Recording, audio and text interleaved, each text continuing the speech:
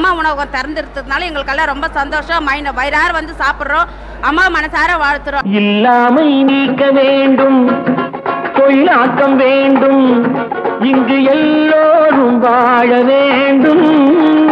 நோயாளிகளும் சாப்பிடும் வகையில் சத்தோடும் சுவையோடும் அம்மா உணவகத்தின் உணவு வகைகள் இருப்பதாகவும் சுகாதாரமான குடிநீர் இங்கு வழங்கப்படுவதாகவும் மருத்துவர்கள் தெரிவிக்கிறார்கள்.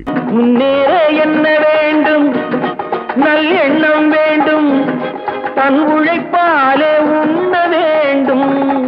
பாடுபட்ட கை அது பாட்டாளி கை, பாடுபட்ட கை அது பாட்டாளி கை.